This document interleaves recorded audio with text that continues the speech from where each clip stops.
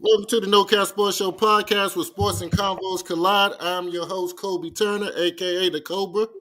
I'm your host, Mo Money. I am your host, O Dog, and me and Money Mo got a quick 3-minute session to talk about this Jalen Hurts because Money Mo was not here. So I'm gonna let Money Mo have the field and talk about the Super Bowl because he was tied up and he had some obligations. First of all, let me start off by saying happy birthday to both of you gentlemen. I hope you guys enjoyed your day. And yeah, all that good stuff. Appreciate you, cuz. You I enjoyed my day for sure. All right. Go ahead, Money Mo. Go ahead, Money Mo. So, what you think? When you wrong, you wrong, man. I have to eat a little bit of crow. Jalen Hurts came to play. Yeah, he outplayed Patrick Mahomes in that game. Although Pat Mahomes was running for his life, Jalen Hurts made every throw imaginable in that game. So salute to him. Right. Salute to the Philadelphia Eagles. Got to give him his flowers. Old Dog always say it. It's not what you do in the regular season. It's not what you do in the preseason. Training camp, practice. It's what you do when them lights is the brightest, and there's no lights that are bigger than the Super Bowl. So shout out to Jalen Hurts. Say no more. Done deal. I still don't like the Philadelphia Eagles, but shout out, y'all did your thing. No, you 100%. I don't like him. I don't like him either. I'm a Cincinnati Bengals fan. Everybody know who I rock with. Shit, winter is coming. Shit. Hey, I know that hurt Mo a little bit more being a Dallas Cowboys. Yeah, that hurt Money Mo. That Money Mo ain't like that. It's all up. Not at all. But facts is facts. No question. Been to the Super Bowl 2 out the last 3 years and performed well both games. You got to salute them. You got to give them love for sure. For sure. Hey, what y'all think about the NBA All-Star game over the weekend? Trash, right?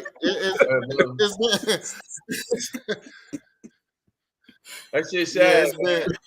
That shit sad, bro. That shit sad. Yeah. To grow up in the era that we grew up with, in the fourth quarter being so competitive and they going at it, and one of the the superstars checking each other. Like I'm being that shit is. But you know what? In 2025, especially in this Black History Month, we gotta stop talking about what is already obvious. They don't care, man. They don't care. They don't care, man. Shout out to the 3-point contest. Yeah, shout out to 3-point, and shout out to the boy McDoug or whatever his name is. McDoug. Shout out to the young boy doing his thing. Hey man, keep taking advantage of the opportunities that you are given. This is a G League player, probably making way more money in endorsements and deals like that. And it just goes to show you, if you're passionate about something and you have a skill set, you take advantage of it no matter what that skill set is. So, hey, shout out to him. Keep doing it. I hope he in it again next year and go for a fourth. So the young man can jump. He no question about that. You know what I mean? So shout out to him or whatever. At least he had trying to bring some excitement to the Saturday night. But nowadays guys is too cool. They ready to go to the parties and hang out and shit like that or whatever. But it is what it is.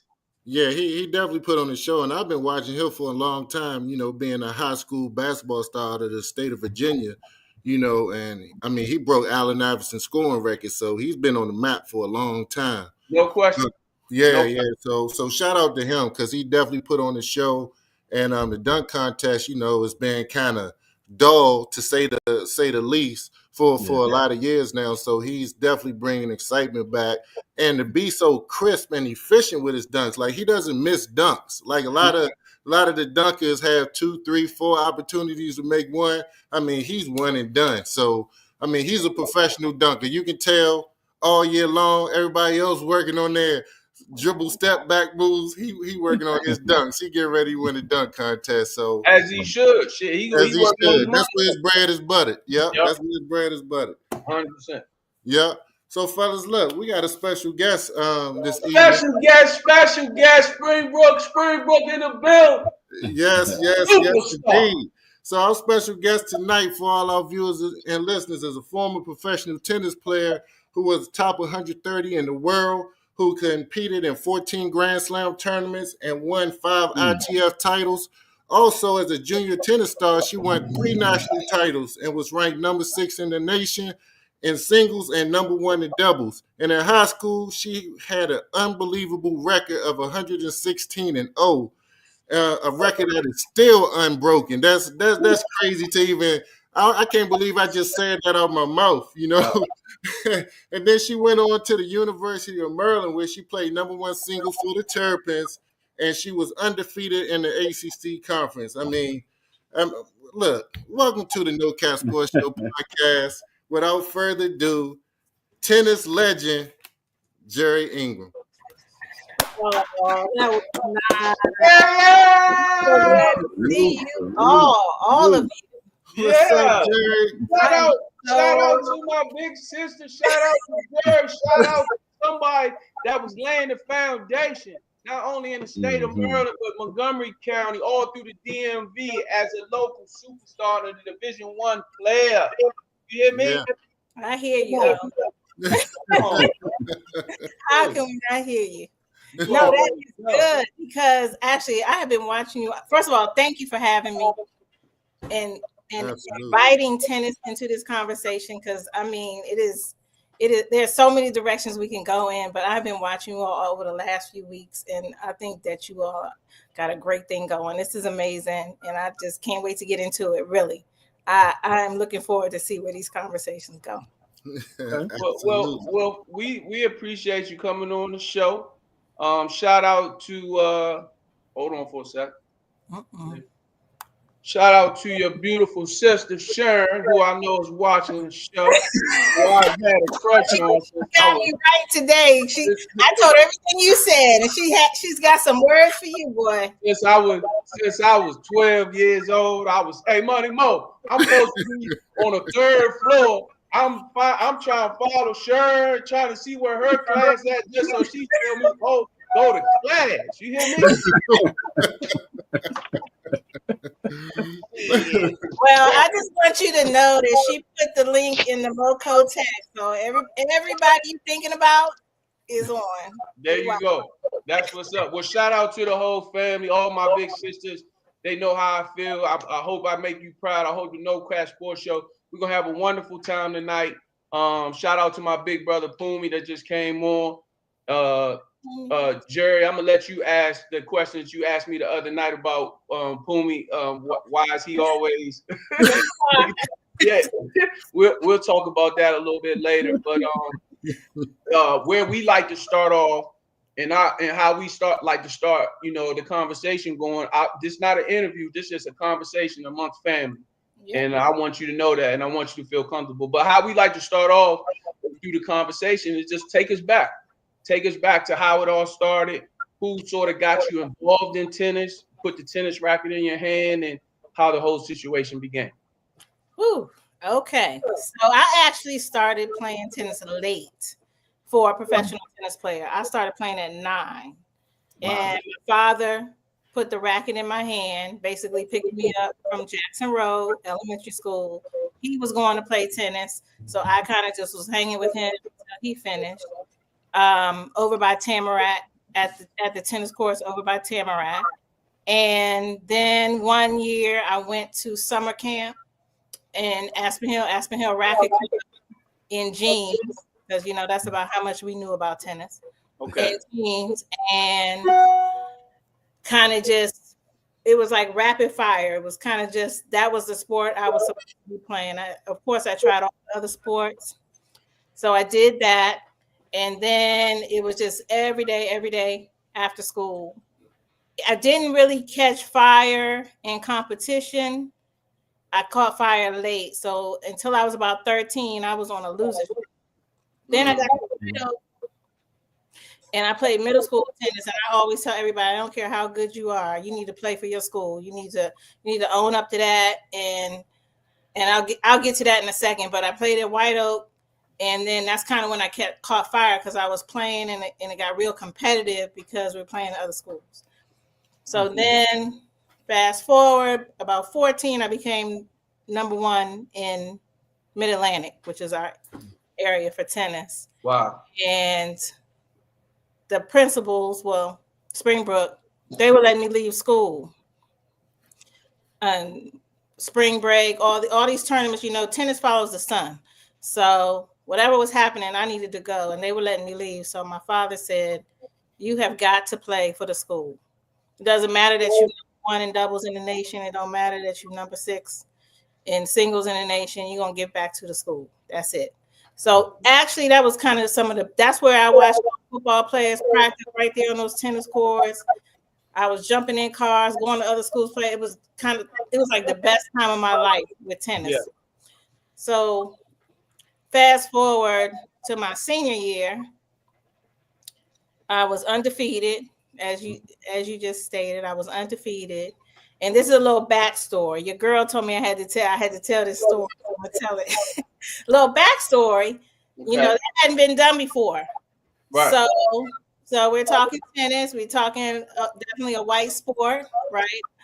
Don't know how it happened, but so you have the counties, and then you have the states. So I was undefeated in the county, undefeated in states. Senior year, player moved into Montgomery County at Seneca Valley from Florida. Okay. He was ranked 4 in the nation. Wow. All of a sudden, there was a district tournament in tennis in the county. I don't know where it came from, but that meant I had to play her back to back to get the states. And I had never beaten her before outside of Montgomery County. But I did beat her when we played Springbrook played Seneca Valley in 3 sets. And then the next week, I went back and beat her in 2 sets. So it's okay, we can clap it up. Shit. We're talking about breaking down barriers for all the players you see now. There was a lot of things put in place that people don't know about. And then I went on and won the states, and I ended up with a 116-0 record, which, like you said, it hasn't been defeated yet. And I want to attribute that to my father, because most people who played the level I played, they don't play high school tennis. They don't really give back in that way. They definitely don't play from 9th to 12th grade, and they're not going to have a tournament slid in there. So maybe that history isn't made. And just so you know, that district tournament was gone the next year, and it never came back. FYI. Wow. So yeah. So that's a little backstory as we get into kind of like breaking down barriers, and we get to the players that everybody, our GOATs and everything that everybody knows now. So then that happened. Then I went and played for Maryland for a year. So it was like, Jeri, I don't want to cut you off. I don't want you to get too far forward, because hold on, we got some questions. Hold on. We was going to let you cook, but we want to. I got one thing about my senior year, but go ahead and ask me the question. Don't let me forget to tell you. Okay. Go ahead. But starting back at the beginning, so it sounds like your dad was your first coach. My dad was my first coach, and he didn't know what he was doing, but he was sure going to learn it. Yeah, I know what you mean. And did you have any other coaches? And how much did the NJTL league have an impact in your tennis development? Great question. Okay, so my father was my first coach. I had a coach at Aspen Hill Racket Club by the name of Jeff Klein. I think he's still there. Wow. Then I had another coach in Virginia at 4-Star. I know you know 4-Star. Mm-hmm. That's in Bob Pass. So he was those were my main local coaches. And then what was the second question? And how did NJTL impact your development during that time? So when I got with my dad, during the process of, this is great, being at Aspen Hill, I was playing in the NJTL program in DC, because I have an aunt that lived in DC, and so I kind of did summer over in there, and we would go to tennis. And my cousins played tennis at the time too, and they were coming out to Aspen Hill. So I ended up playing a national tournament at the age of 9. Wow. And that's where I met Arthur Ashe. Arthur Ashe, I came in third, and that was my first national tournament. I came in third. And he and my father really clicked. They gelled, and we were in constant conversation on the phone. My father and him became great friends. And then when I got to the point where I was playing like the Easter, they have the Easter Bowl for tennis too as well. When I was playing the Easter Bowl, and Arthur was living in Florida. So I would go train with him a little bit before the tournaments, and it was just a constant communication and all of that. So the NJTL in my life had a great impact, and it has become a foundation, which is what Arthur wanted now, which is huge. But back then it was more tournaments put together for us so we could play in places that were affordable, basically, is a good word for it. Okay.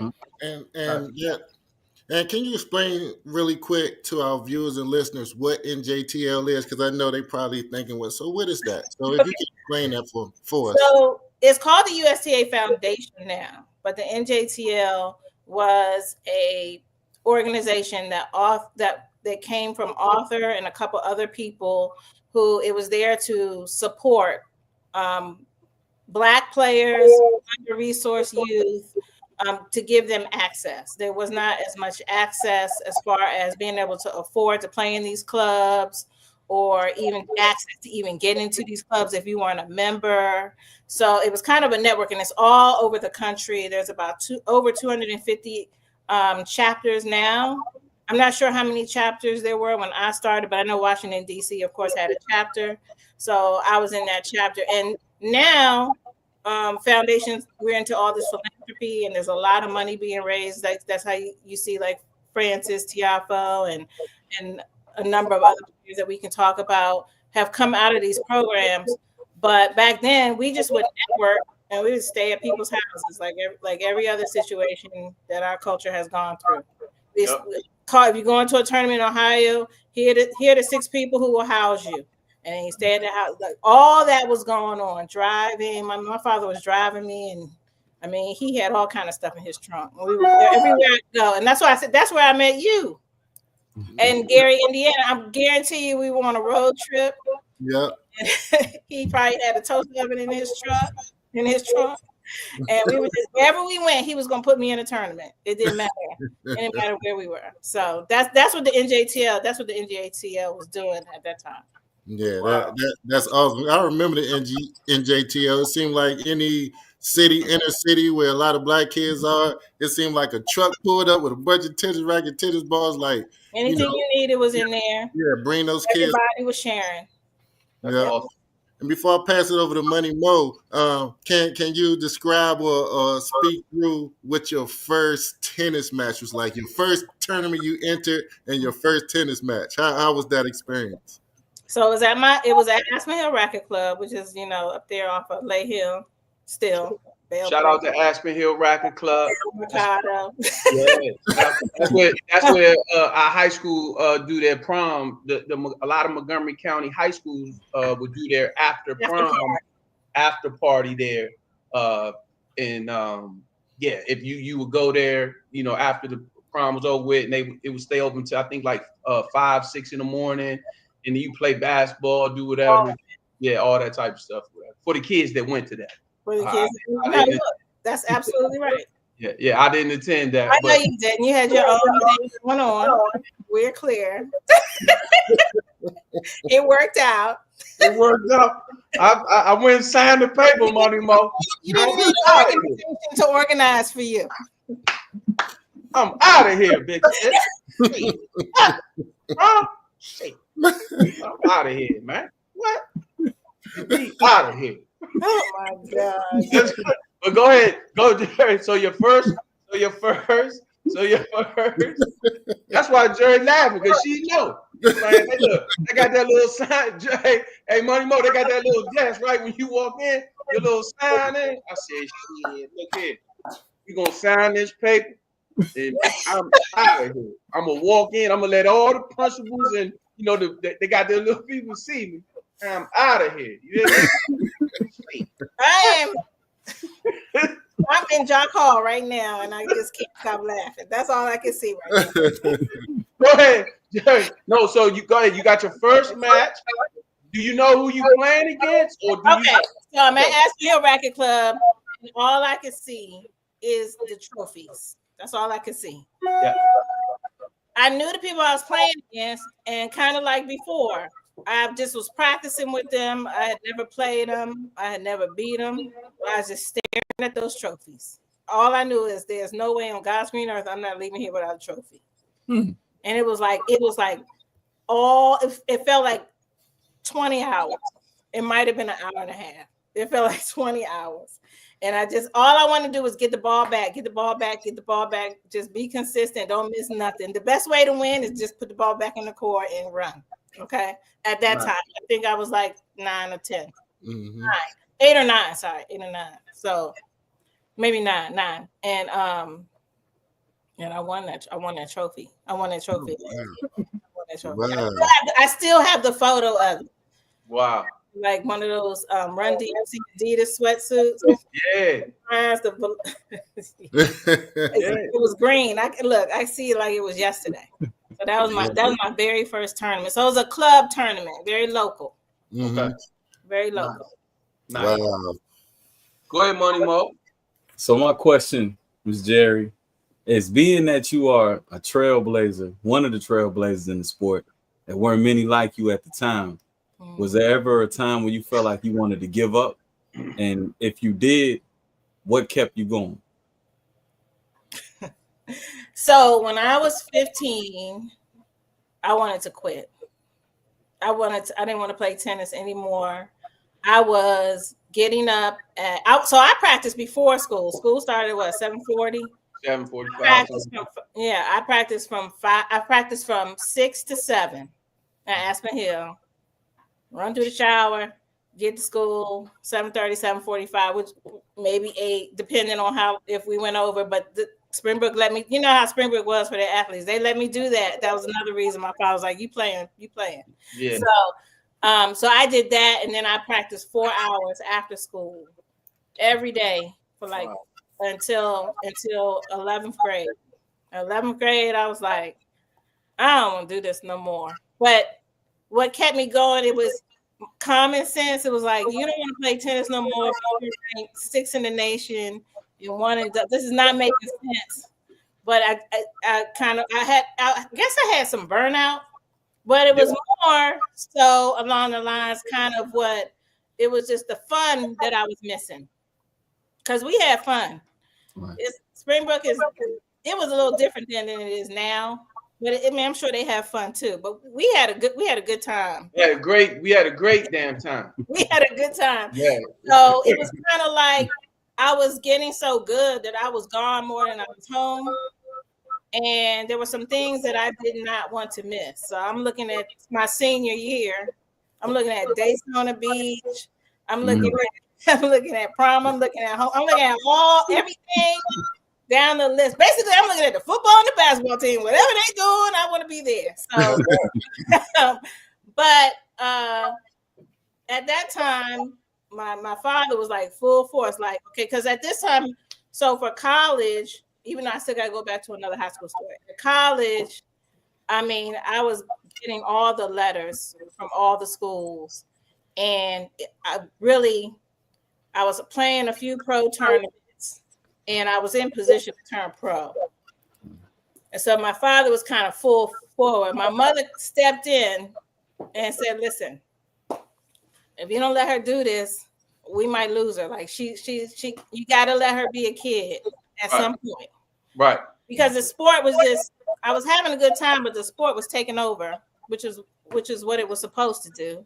Yeah. So anyway, so we kind of got a cadence with a happy medium, and it was just enough for me to say, okay. I mean, I played a pro tournament, which is still there now. Well, I think it's in Charleston now, but it was in Hilton Head. Then I left that and I went to Daytona Beach and did that. Then our senior trip, I left that and went to another pro tournament in Amelia Island. So they were like kind of working with me at that point. And so that kind of kept me in it. Otherwise, because I was like, I'm not going to practice. I'm going to the football game. Oh, you was Iverson before Ives. Talking about practice. Yeah, sis. That's what I'm talking about. Hey, we should have got that. Hey, look. We talking about crack. I am going to the game. I don't know. Hey. And the after party. I'm gonna be right up at the McDonald's at Randolph and New Hampshire. There you go. There you go. Wow, I forgot all about that. But yeah. So, but I want to say in my senior year, there's a pro tournament in DC now. It's called the City Open. And back then it was men and women were separate. So it was Virginia Slims. And I gotta watch. That was the turning point that made me decide, that made everyone say, okay, she's gonna go pro. Now we gotta figure this out. So I played the Virginia Slims, and when I tell you, all of Springbrook came to that, all of Springbrook, it was down at GW at the Smith Center. So whatever. Wow. And that's a basketball, right? Yeah. Yep. Yep. Right? Yep. And when I say everybody from Mr. Malloy to the principal to the teachers, so everybody in the school came to that, and I had success there. And when that was over, my ranking was in a position where I would get into a Grand Slam. I could have gotten to. I think the next tournament was the Australian Open, and so then it pretty much was okay. She's gonna go professional.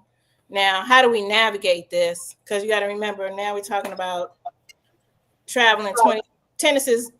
There's no 1 month off a year. That's it. There's no season. Right. So how are we going to navigate this and all the college coming in? So now decisions had to be made. So the highlight in that is that the school really came out and supported me, and that really helped me because that was really kind of the first tournament I played. And I was able to accept the prize money. So the other ones I played, and before that, I played them, but I was strictly amateur. Right. But I went on ahead and decided I was going to move forward with the prize money and all the intricacies of that. So. Nice. Yeah. Quick question for you. It's a big time. Well, I don't know big time, but it's a over there off of Rock Creek Parkway. It's a big tennis. I forgot the name of that stadium that's over there. That's where the City Open is, next to Carter Barron. That's is that okay? So they still do a nice tournament there as well. That's every year, end of July, first week of August. It's week. Mm-hmm. Nice. Still there. Awesome. Okay. And a lot of players play that because it gives them 2 weeks in between that and the U.S. Open to kind of evaluate and get some matches under their belt and go up to New York. Okay. Wow. Nice. Mm-hmm. Well, tell us a little bit about the decision. Tell us a little bit about what made you decide. You said your mom stepped in. That was just for like 2 months. She stepped in after 2 months. Well, but why Maryland? Why not? Why not try to go somewhere where it's a little bit warmer? Warmer climate, Florida, California. Was it someone at University of Maryland that was having success, or was it a coach? Was maybe coaches knew each other or something like that? What made you decide to stay home and go to University of Maryland? So I wanted to go to UCLA. And I basically had a letter to go almost anywhere I wanted to go. And I wanted to go to UCLA, but then after the results of the Virginia Slams and then the other tournaments, my ranking was just inside of 200. Okay. So the whole thought process was, if we send her to LA, we're just gonna bring her back. So they didn't want me to sign and then leave the school. Right. The Maryland coach, it was Bobby Gelt at the time. He was okay with me signing and doing whatever I wanted to do. Right. That's the coach, University of Maryland culture. We're gonna get the athletes and we're just gonna let it do what it do. So especially bringing in a big time name like you to sign with that program. I know it had to be crazy. Well, it was. I seen it personally, but I know it was to help, just to help out recruiting and things like that. I'm pretty sure, you know, that's why he was like, well, shit, you can do what you want. I don't care how long you here for, you know. No, he was, and he also allowed me to train with my coach that I was that's awesome. with in Virginia. Yeah. So I kept my schedule with that coach. Played number one singles and doubles. But when I only had to come to practice, I don't know if I should be soon, but I only had to practice when my coach was like, okay, cool, you got what the technical skills that you need, we good. Right. At the same time, kind of like what I said in my senior year, I was having a good time in Maryland, so I was making sure I was getting my technical skills. You gotta be, no question. So Southfield's going crazy right now. Southfield's going crazy. Yeah. And we also were able to recruit a girl from Trinidad and then 2 girls from Jersey that rounded out our team. So we ended up going through the ACC pretty strong, and then I ended up being undefeated in the ACC. And there was like a girl at Duke, kind of a similar situation. A girl at Duke, they were, it was a toss up who was going to be MVP.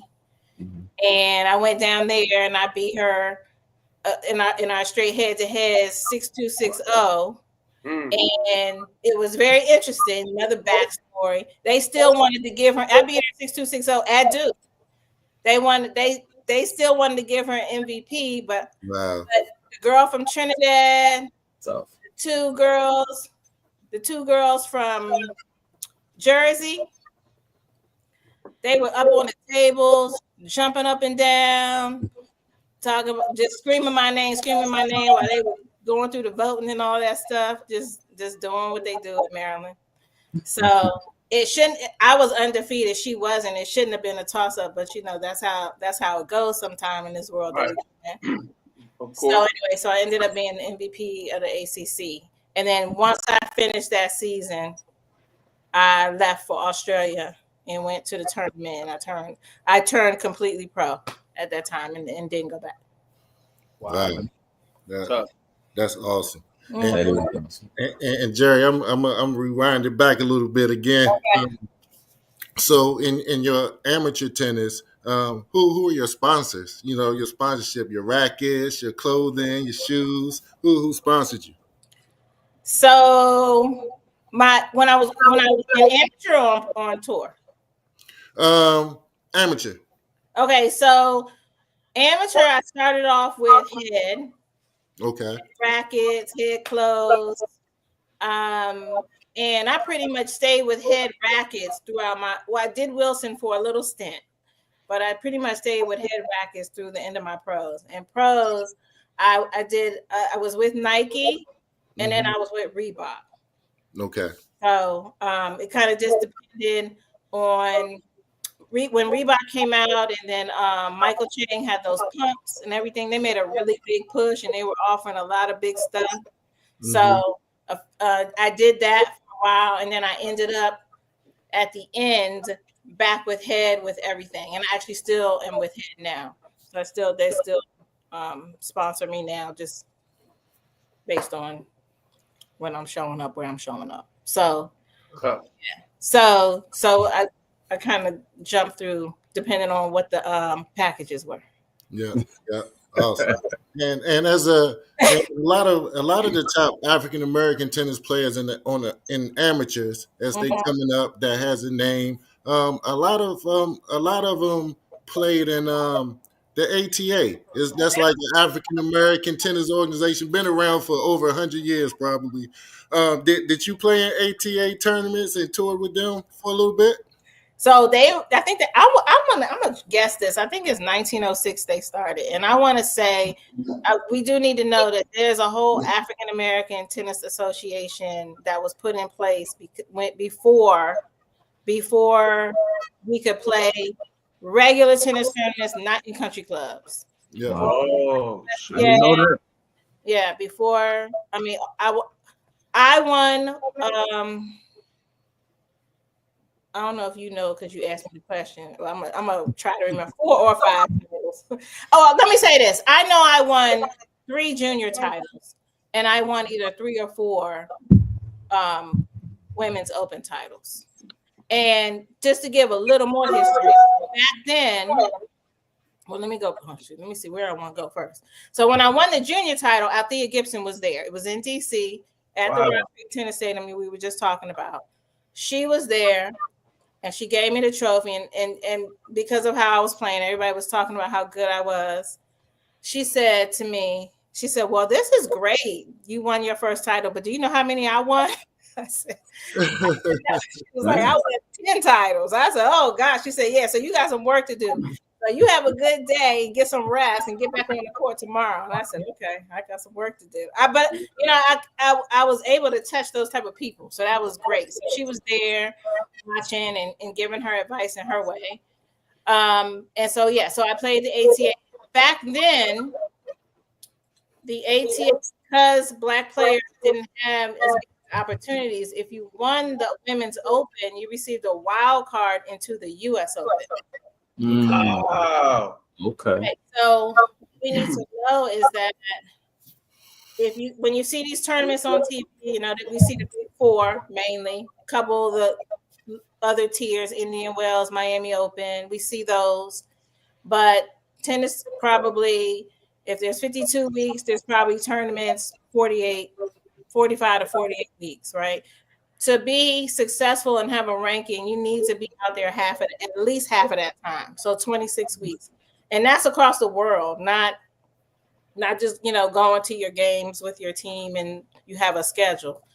So the ATA was necessary for people to kind of launch so they could get in a tournament where they could get some points and some money to carry them through to play tournaments and to even be able to have a ranking to enter a tournament. Wow. So yeah, so that was a big deal, and it was a great thing, and a lot of people were able to get established that way. So I actually did get that wild card 3 times. 2 of the times I played the tournament, I didn't need it, and I was able to give it to the finalist, which that's awesome. That's awesome. Yeah, that's beautiful. Yeah, that's doing. But I love playing that tournament because, like everything else, I love being around my people. Right. So was it sort of like the HBCU? Was it like the HBCU of tennis? HBCU of tennis. That's a good comparison. So y'all got so instead of having hot dogs and pretzels, y'all got smothered barbecue at the concession stand. Oh man! You pay $25 and you get food, lunch, and dinner for the whole week. That's sponsors and all that thing. So they have packages where it's very affordable. You got to get there. You got to stay in the hotel. So we do the best we can with that. But anything that we can put together. Put it together for everybody. There's a party. There's a party every other night. I know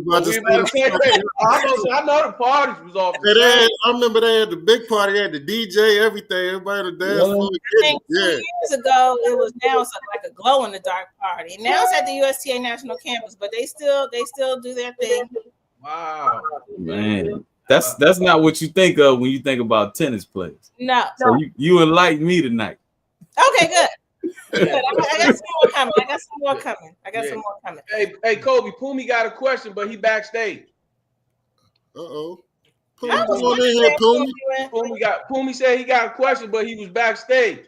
He said he been backstage for 20 minutes.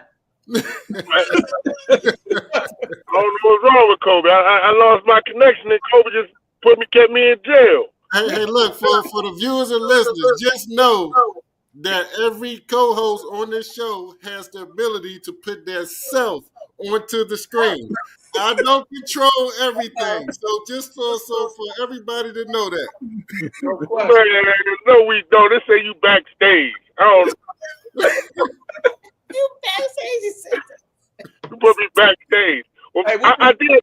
My question was really about the leg mason, but you already answered it. That you played in the leg mason. Right, but So before it became Leg Mason and they combined the men and women, it was Virginia Slim, and then it was the Washington Star, or the Washington Post or Washington Star. One of the papers was the sponsor. But yeah. Oh. But then they merged it, and then Leg Mason and took it, and now City Open has it. Yeah. Wow. They're playing it. That's awesome. And Jeri, your amateur career, obviously you didn't lose much at all, but was there that one girl that was just a pain in your side that you was like, man, next time I play, I gotta beat her. Like you had to get over that hump. And you know what the funny thing about that is? I just got she was my best friend. Oh wow. So she's from here. She's from Largo, Maryland. Her name's Stacy Martin. We played doubles together. We were number one in the Mid-Atlantic in doubles. We didn't go to. She ended up going to Tennessee, and I went to Maryland. And we always had close matches. And I want to say, like I said, moving into it, like she would beat me all the time. And then we played out of state. We played in New York, actually on the U.S. Open grounds. Mm-hmm. I beat her, and then after that, I beat her a few times, and then we went back and forth. But she ended up playing pro tennis, and she played for the Lake Balls at Tennessee, and she became an attorney. She's still here. Our families are. My father and her father were very close. She's still here, and we still talk. And my sister and her sister still talk. So, one thing about tennis is you have to. We end up being very close because there's not that many of us in black tennis, as you know. And so, like I said, we end up traveling together, eating together, staying together, doing all the things. So, and really back then we were just trying to figure this whole thing out. So everybody was figuring out together. And then at some point, if everybody keeps winning, you just end up against each other. So. Yeah, and Jeri, another person that I read that impacted your life and your tennis career is somebody I've heard about since I was a young kid because she's out of Chicago, Illinois when I was in Gary, and that's Katrina Adams. So can you tell us about your relationship with her and what she meant to you personally? So I actually just texted Katrina yesterday. So Katrina and I met in juniors along the way. She's a little ahead of me, and she went to school in the Midwest. And of course, I was on the East Coast. But so when I turned pro, similar to what I was saying about when we travel, even on the pro tour, we were all traveling together. So our coach was Willis Thomas, and he's actually from DC. But so what I was saying, like we were trying to figure it out. So I'm gonna go on tour. I'm not gonna take the 4-year scholarship. I gotta go to Australia. So who am I going with? Because our parents were working, and my father did travel with me, but he wasn't going to Australia. That wasn't gonna happen. So I actually went with Katrina and Lori McNeil, who I'm sure you all know, and Zena Garrison. I traveled with them for 2 years solid. Nice. Wow. So, talk about just jumping in and learning so if you go to Australia and you see the one tournament there for like 5 weeks, there's warm-up tournaments, there's downtime and all of that. So Katrina came out like 2 years before me. So we were roommates. So, and I was the rookie. And when I tell you they put me rookie stuff, but they don't know, like I guess we call it the DMV now, but from being from DC, I was like, I am not doing all that. They had to carry their bags and do there's all the stuff going on. So but we did a lot of living together, 26 weeks out of the year. So we had that time. And then as we went through our careers and got off tour, I went back into like the programming space, which I'll get to later, but board of directors, governance space, national committees. When she became president, before she became president, she was helping me navigate that, like kind of where do I want to give back? Where do I want to insert myself? And then when she was president, we kind of really got into it. And so she has mentored me through that process, the politics of tennis, and being a player, being an organization owner, having a daughter who plays. I mean, it's just all these layers. And so just to be able to talk to real talk about what needs to happen and what is actually happening. Right. She kind of has helped me with that. And we're just really good friends. She's family. Like, we're just real.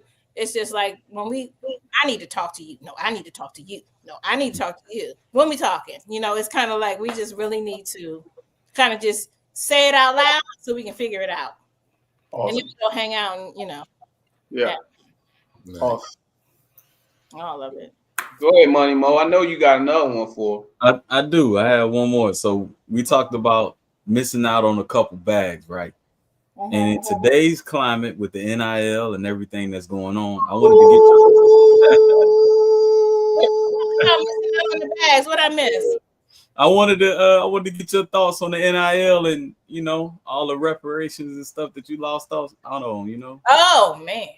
No, that's a big deal, because when I went to play pro, I gave up my 4 years. Now they can go back and get it. What? They can go back after they already turned pro? Yes. Wow. If they haven't used their years, they may not be able to play, but they can go ahead and go back. If they got awarded the scholarship, they can go back and do that. Oh, they can. Their school will be still paid for. Yes, they can. Their scholarship will still be honored. Oh wow!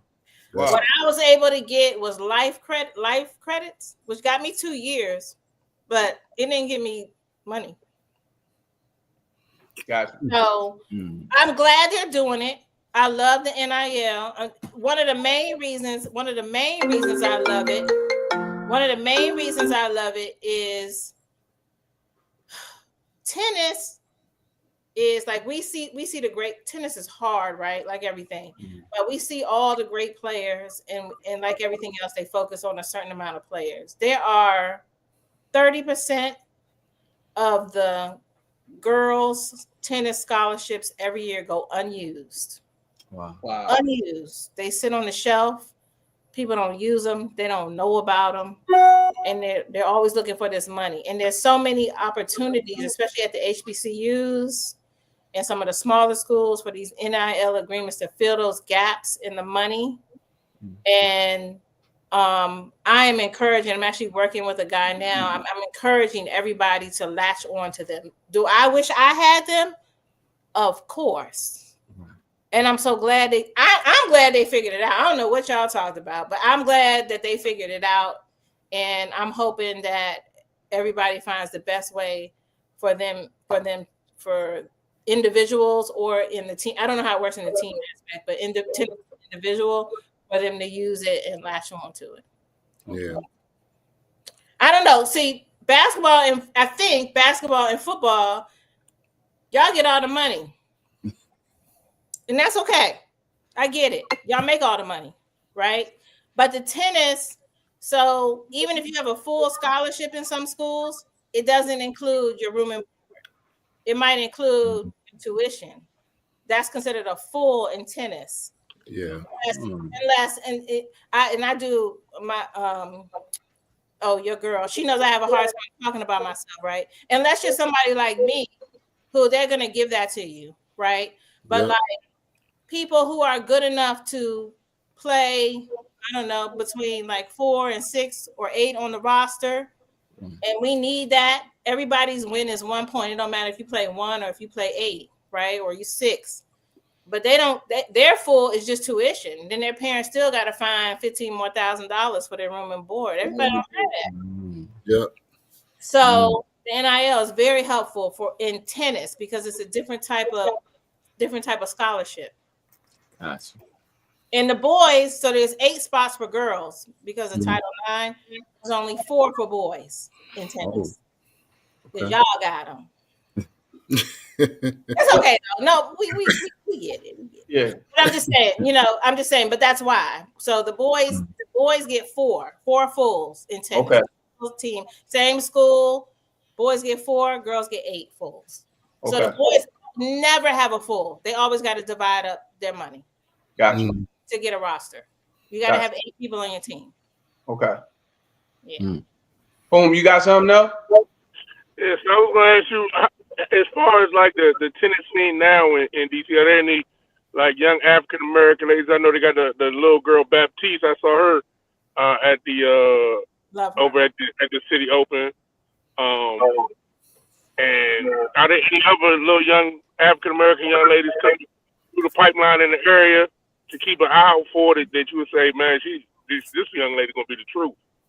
So there's Haley, of course, and you know there's Francis, of course, and then there's Robin Montgomery, and then one that's near and dear to my heart is Claire V. Naginaway. There's Claire V. Naginaway, Malkia Naginaway, and Corel Naginaway. 3 in one family. And she actually came through local programs here, Bowie Sport Fit. And then the organization that I have, that's a NJTL that has an excellence team, which we haven't talked about yet, but it's an excellence team where you kind of create a pipeline for Parks and Rec and programs all the way through the pros. So she literally started on some team activations, and now she's playing pro. So she actually just won a couple of what we call ITFs, which are lower level pro tournaments. She has she's played in the U.S. Open a number of times. She won Junior Wimbledon. She's done a number of things, and she's from Washington D.C., right off of Michigan Avenue. All 3 of them are. Her older sister played for Kansas, and she's out. I live on Michigan Avenue. Who does? You do? I live right on Michigan Avenue. Yeah, she's right there. She's not far, not far from the North Capitol intersection. Well, she's all over the world now, but that's where she grew up. Yeah. My hood. Yeah. Yes. So Come out your hood. You know it. Only reason you could drive around there was because of me. Yeah, picture that. The only reason why I could go to the local carry out and they knew what I was going to get.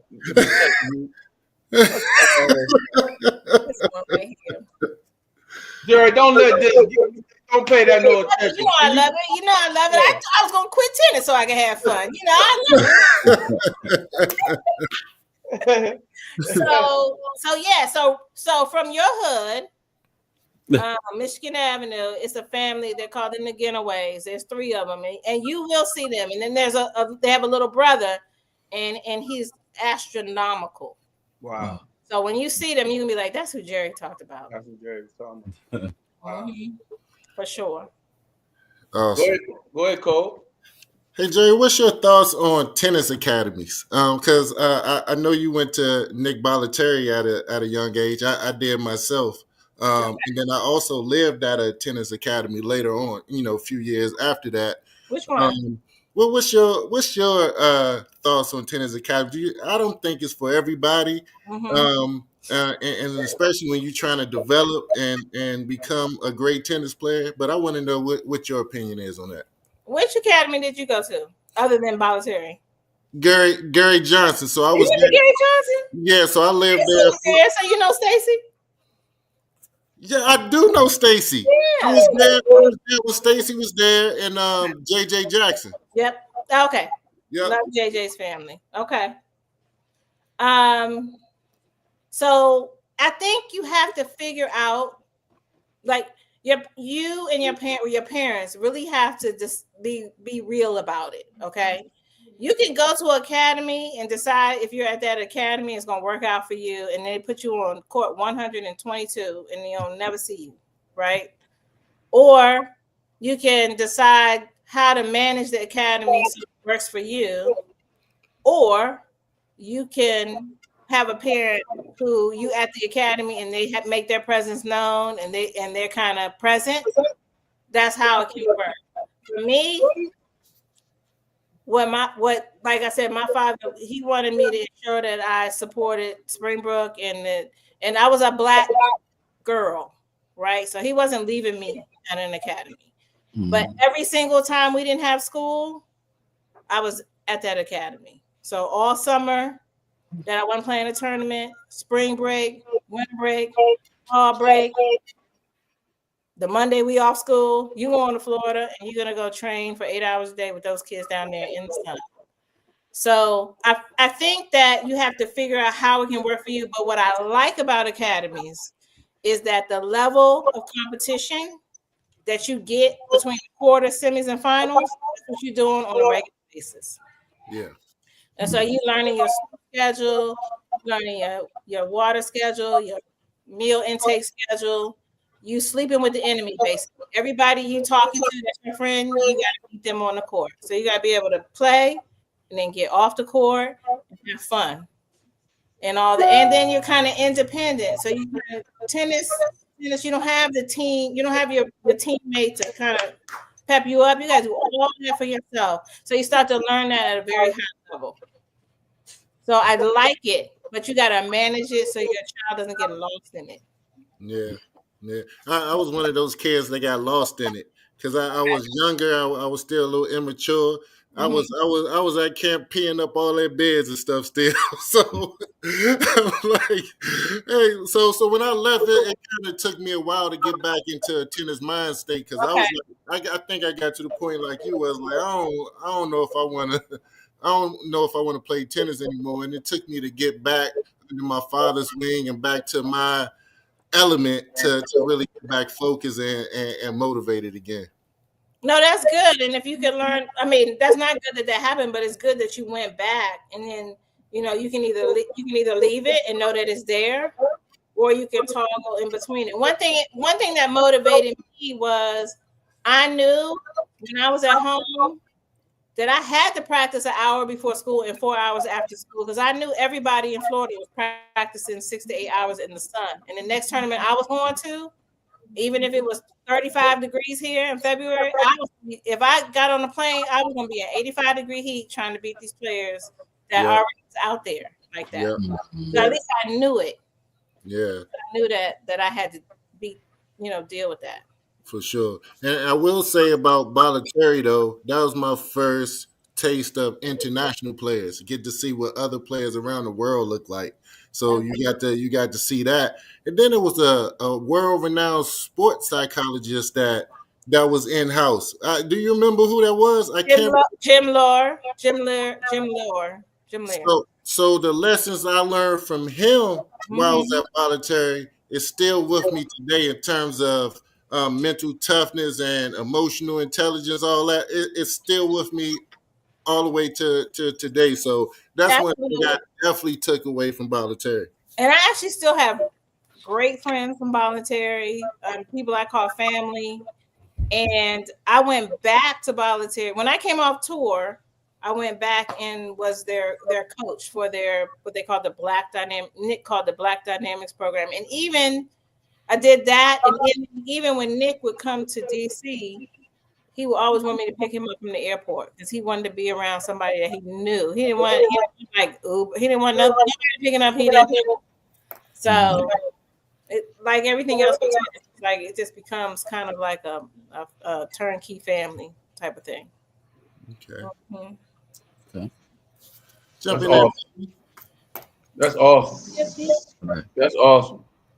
You had a couple stories that you were like, hey, I want to get from do you got any stories that you said, because did you already tell us those stories? You said you had a couple that you wanted to tell us, or did you already, I think you talked about the high school one, was it any other stories that you student union parties up there, South Hill on a Saturday?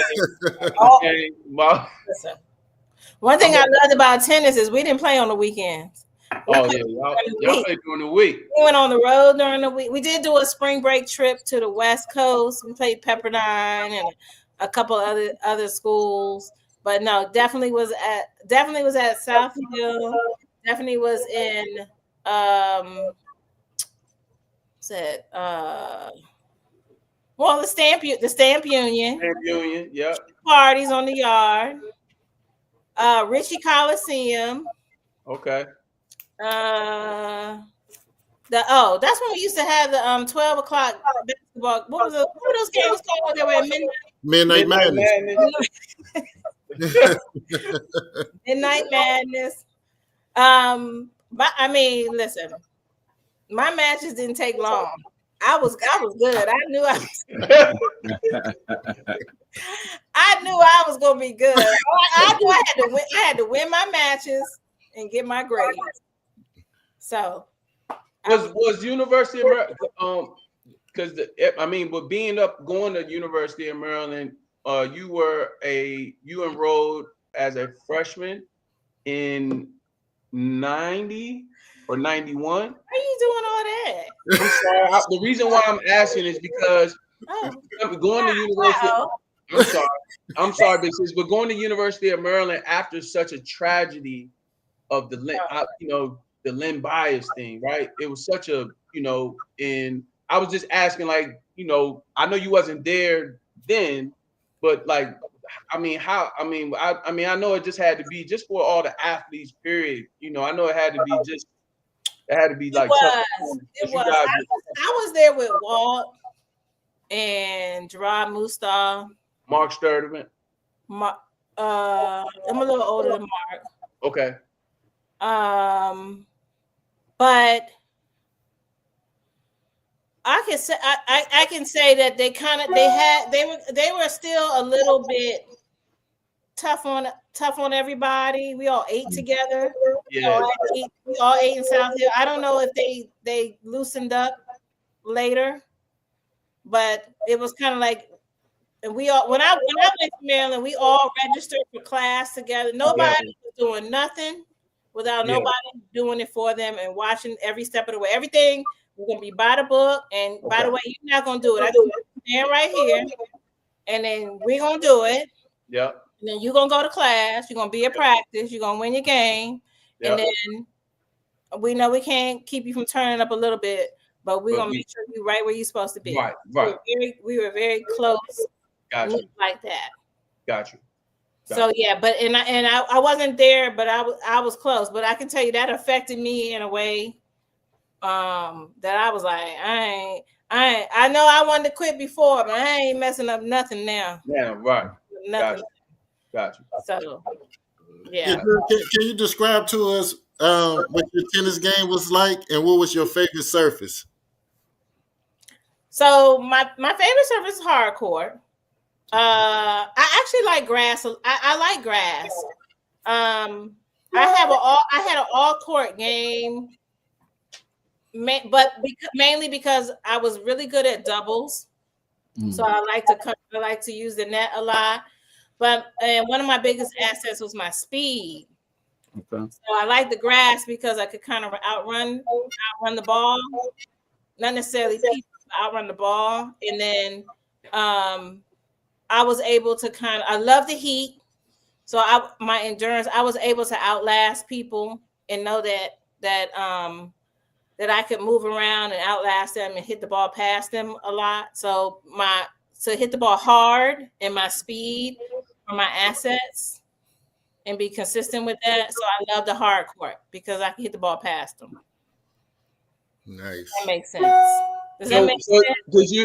Did you have what was the strong? Did you have a serve? Was that the strongest part of your game, or was it your backhand?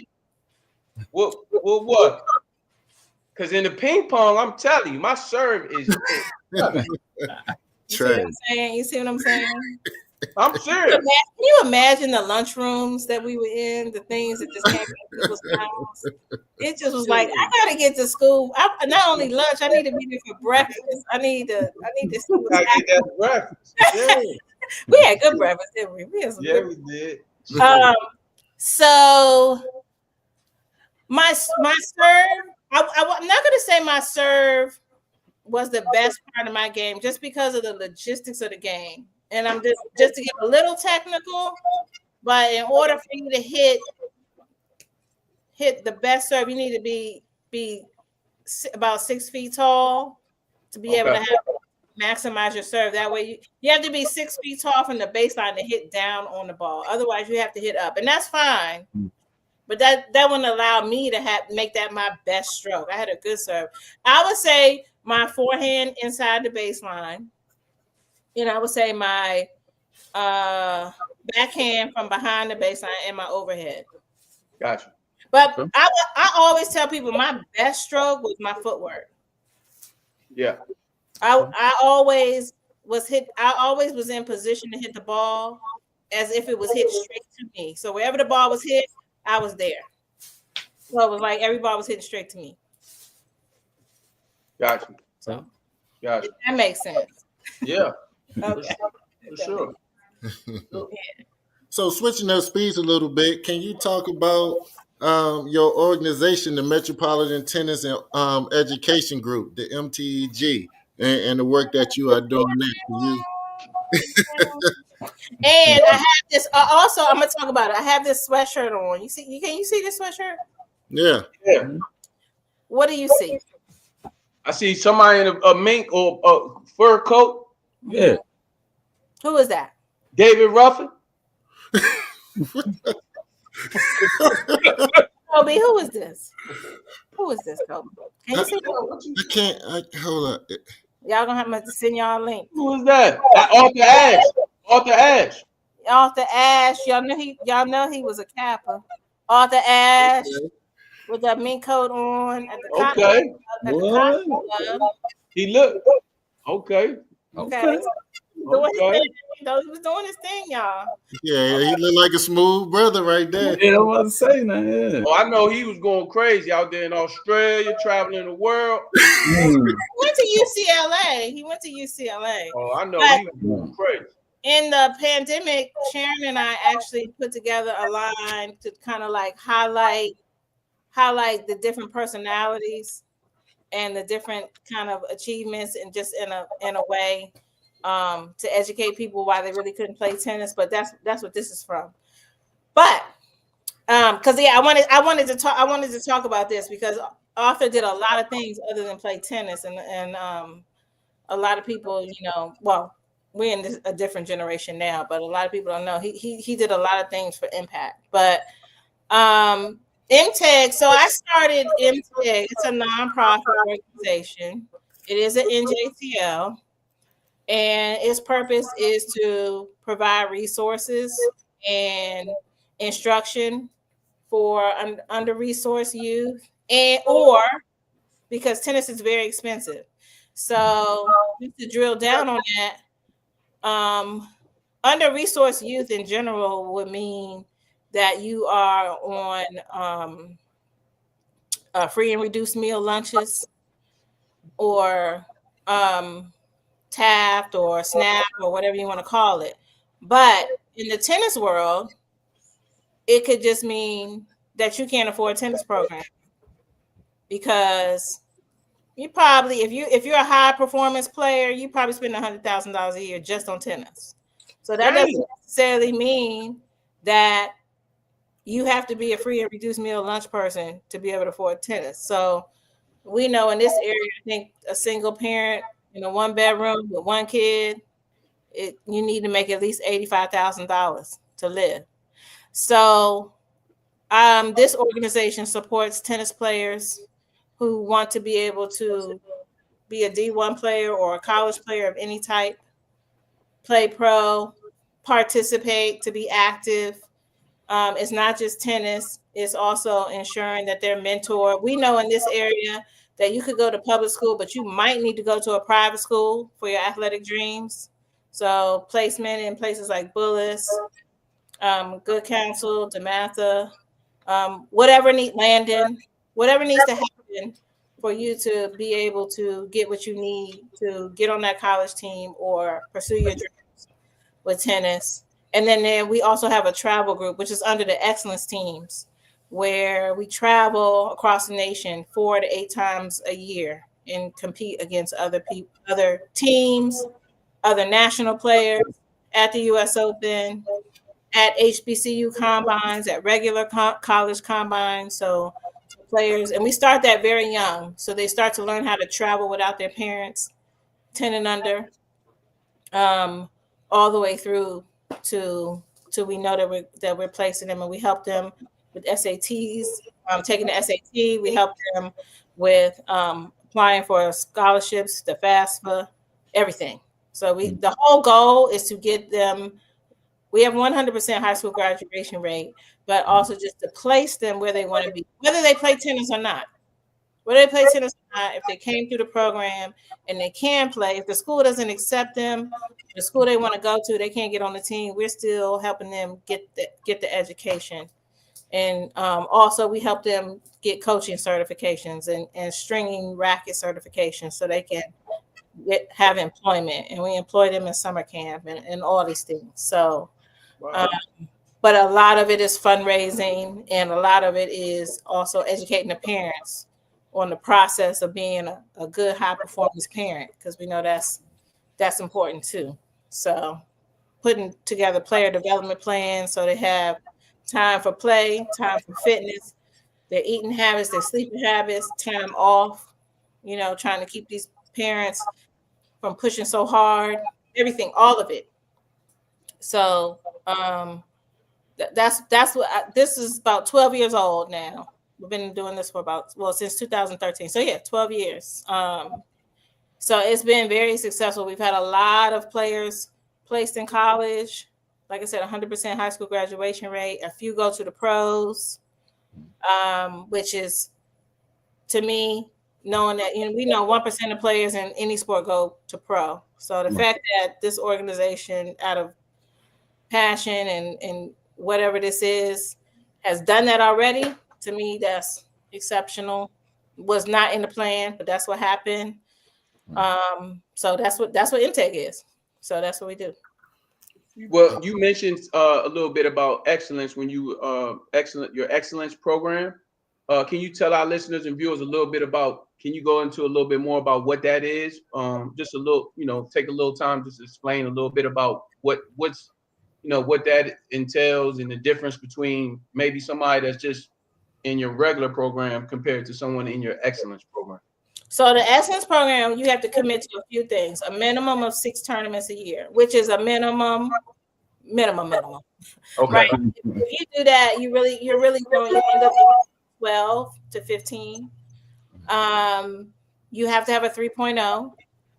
And that's important because guys, come on, Jared. Now come on now.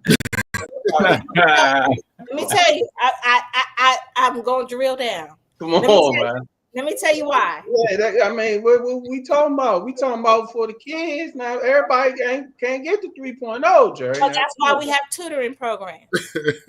But let me tell you why. Now this is important. Most people don't know this. All right. So the tennis teams in high school and college have the highest GPAs. So you could be a great tennis player. Everybody going out for that team got a 3.5, about a 3.5 and above. 3.3 is like, ooh, he got a 3.3. They're looking at you sideways. Tennis is a sport of geometry. Right. So, statistics, foresight, like a lot of it is. What I'm saying is, a lot of sports are what I'm saying. I get that. But what I'm saying is, whatever happens in the tennis world, you could go apply for college and be a great tennis player, but everybody has a great GPA. That you will get weeded out quick, because that is also something that the coaches have to perform, an area they have to perform in to keep their jobs. Okay. So in order for them to be competitive, to get these scholarships and to get on these teams, these teams they want to go to college, 3.0 is a minimum in tennis. It's tough. So anyway, if they don't have it, doesn't mean we're kicking them off. It means, okay, now we have the tutoring support and help them out, support you to get there and to get to it. And we've had to do that. And what I say to people, I work with a girl who's on our team who went to a private school, and when she was in public school, she was all good. But as soon as she went to a private school, we had some issues. And I told the athletic director, I said, listen, I understand that you want your team to win, but for this girl to get in college, this is what needs to happen. So we got to step back, and literally, she gonna win her tennis matches in DC private schools. We're not worried about that part. I need her with her tutor every day. And they just kind of sometimes need to hear it from somebody that's not their parent. That's kind of walk through the path. So that's why that is. Okay. We have to do community service 4 times a year, once a quarter. And then we have social activities twice a year, where they learn how to not just compete against each other, but kind of socialize with each other. Because tennis is individual. They don't really socialize the way that team sports do. They play the match and they in the car. Right. So we got to teach them that too. Like let them have friends. This is their life, not yours. Right. They do that, and then we do 68. So in order to be able to travel, you got to miss school. That's another reason the GPA has got to be watched. We collect their report cards. Gotcha. So we travel, and then so we end up taking them out of school as well. So what like my father was doing just off the cuff. We got 40 kids that we put together, and we're doing it as a team now. And that's supported nationally, and there's 18 other teams that are doing it as well. Awesome. Right. That's awesome. Earlier you mentioned about your hoodie that you have on. And you said that's your clothing line? Yes. So where can we support your clothing line? Okay.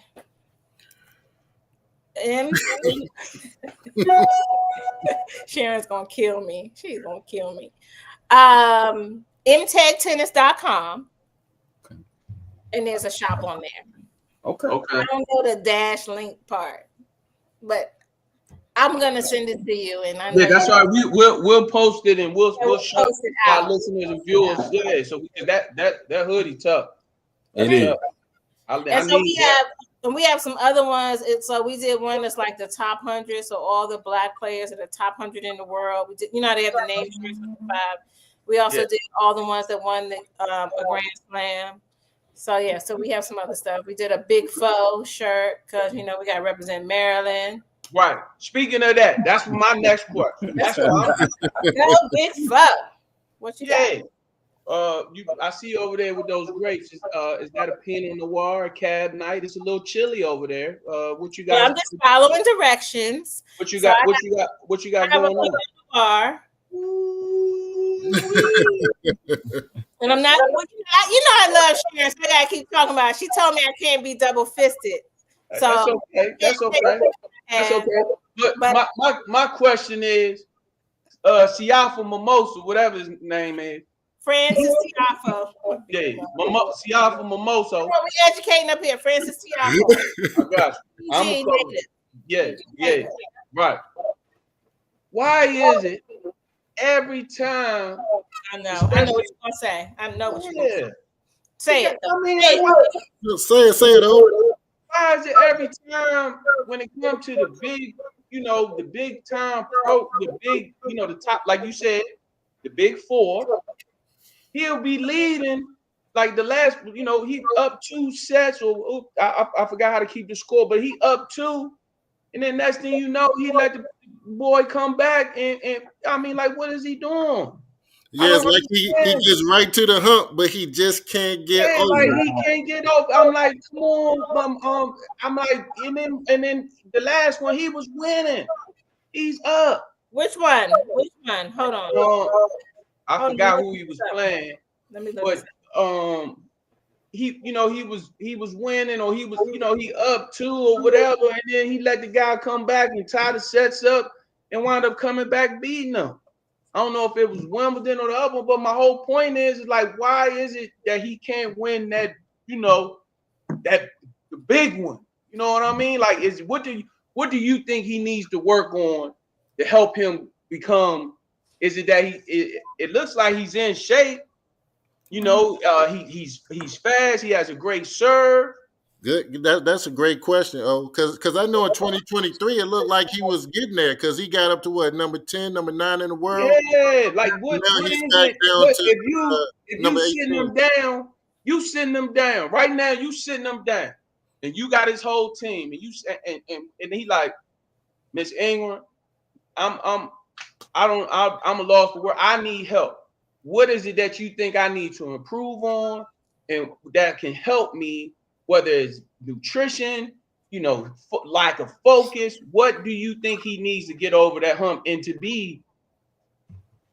So everything that I know about once you inside the top 50, okay, the things that you need to tighten up about every 5 rankings has nothing to do with on court. Nothing. Now, do you have to keep all that together? Does that need to get better? Yes. Could it be his sleep habits? Could it be his eating habits? Could it be how early he goes to a tournament? Could it be the 6 people that his 6 people in his team? There's a tweak there, right? Could it be his girlfriend? Could it be his fiance or his girlfriend? Could it be his girlfriend? Right. Could it be her? Could it be his coach? Could it be? Yes. There is something because he has everything that it takes. Yeah. He wants it. He's put the work in. He is this close. And even though he was in the top 10 for a minute, then he was like 12, 14, so he's 18 now. Yeah. That calendar, I don't know where everybody's points. So the calendar is a rotating year, right? Mm-hmm. So somebody's points can come on and off at different time periods, right? Let's just say the benchmark is 11 to 20 and 10 and above, right? So there's something going on right there in that spot that needs to keep him between 10 and 1. Yeah. And once he figures that out, I think he'll do it. He'll do it. Yeah. He'll do it. Yeah. Because he wants to do it. Yeah, he's a monster. Very comfortable. I get a little. I'm not convinced because a lot of people like to say it's focus, right? Because it's very friendly. But I know Francis, right? So what I would say, you don't want to take that from him, right? Because he needs it. Right. He needs it. So, but it's something, and I'm not saying that he doesn't need to focus more, but I don't travel with him, right? So, right. But he called me auntie. I call him nephew. What I am saying is, it's something, right? And I'm not saying I've had touch and go conversations with him, right? Okay. I'm not in his group. I don't train him, right? I just love him as a nephew, right? As you should. Yep. And support him, and I'm in and I'm out. And I think that he needs to socialize. Yeah. But there's a piece of it or a piece of something that he's still working towards. And he is not discouraged. Right. No, nor should he be. He's going up. Of course. Mm-hmm. He's going up. So we just have to see what he figures out. He can figure it out. We just got to see what he figures out. But he's still young. He's 26. He's young. Yeah, he's young. And for our players that are men, he's real young. So it's gonna keep. He's a dog. Right. He's a dog. And on the women's side, we have 3 or 4 Black women in the top 10. Coco. How many, Kobe? I feel like you know. Money Mo. My head, Jeri. Hold on, let me look at my phone because What you think about Coco, Jared? No. I love Coco. She nice. She's intense. She's focused. She wants it. And it seems to me like at every iteration, the thing about tennis is you're not going to win everything, and you don't need to. Right. You don't need to. Oh, and shout out to Madison Keys for winning the Australia Open, getting over that hump. Oh, yeah. Yes. Madison. And a lot of people don't know that Jasmine Pauline, her? She's number 4 in the world. She's Black. She's Italian. Yeah. Wow. Yeah. And gorgeous. Huh? She gorgeous. Yes, she is. Yeah. And sweet. Yeah. And so There's in the top 100. We have so I would say now we have as many people, black women, in the top 100 that we had playing total when I was playing. Wow. Total. Jeez. And when I say total, I mean on the WTA tour. So I mean, you have the satellites, and that's fine.